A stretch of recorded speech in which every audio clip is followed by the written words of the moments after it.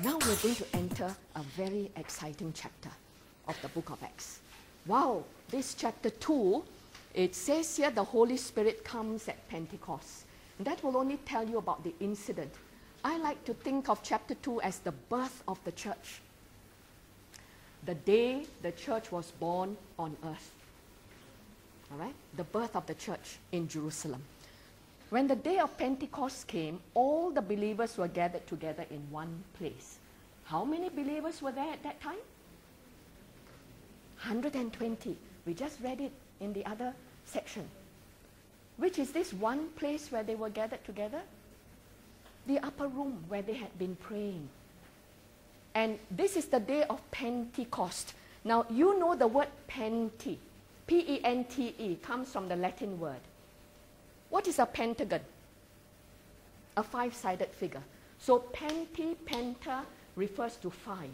So Pentecost here refers to the 50th day after Passover.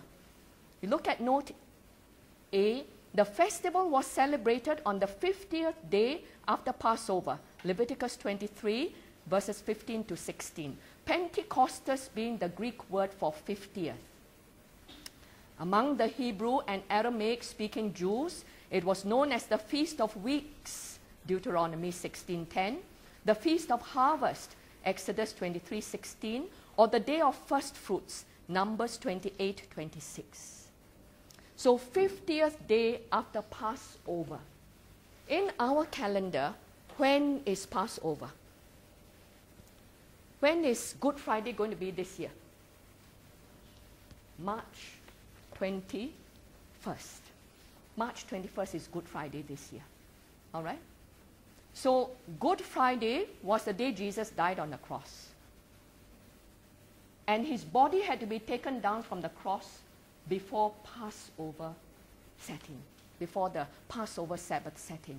So the Saturday after Good Friday is Passover Sabbath. Now the 50th day after Passover, you count 50 days. 50 days after that particular Saturday.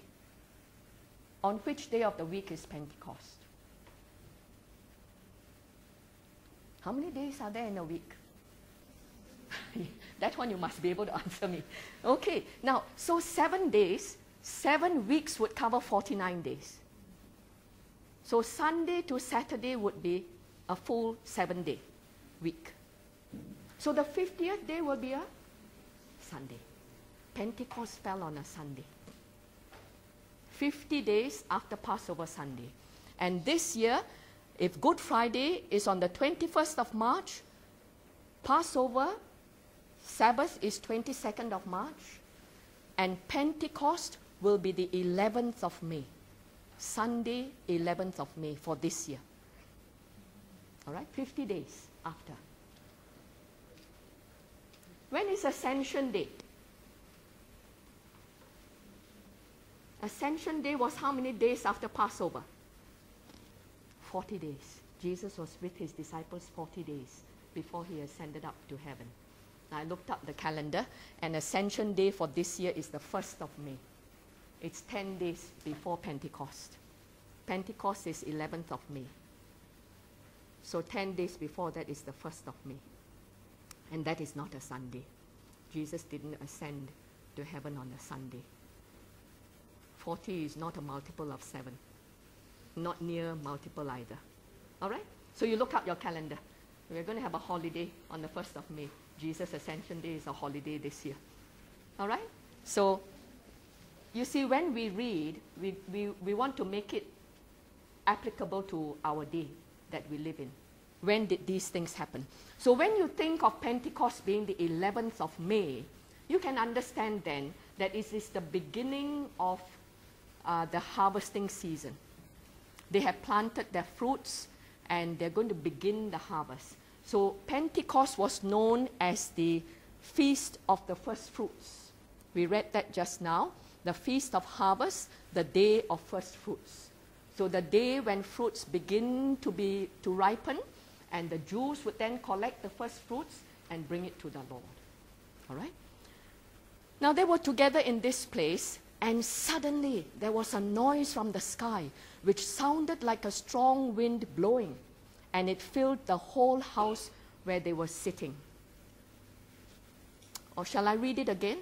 Suddenly there was a strong wind which filled the whole house where they were sitting. Am I correct? No. What does it say? There was a noise from the sky. It was the noise which sounded like a strong wind. They weren't blown off their chairs. They just heard the sound. Do you see what I'm saying? And this is the mistake that students will make. They will remember the wind, but they will forget about the sound. They will say that a strong wind from heaven blew through the whole house. And I have marked many a paper where I have circled that, you know. So remember, it was the noise that came from heaven. And it was the noise that filled the whole house where they were sitting. And later on, in verse 5, if you had noted it in verse 5 and verse 6, the Jews in Jerusalem, when they heard this noise, the noise was so loud, it began filling up the whole house, and then the noise was so loud that the whole city of Jerusalem began to hear this noise. Now, when they heard this noise, they gathered together to see what was happening. Okay? So, look at it. They saw, so the first one is a sound that took place. There was a noise from the sky which sounded like a strong wind blowing, and it filled the whole house where they were sitting. The second one was visual, what they saw. Then they saw what looked like tongues of fire, which spread out and touched each person there. And again, I want you to notice it says, what looked like tongues of fire. Was there a tongue of fire sitting on each one? No.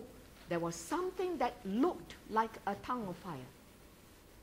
There was a light there, but it was not actual fire.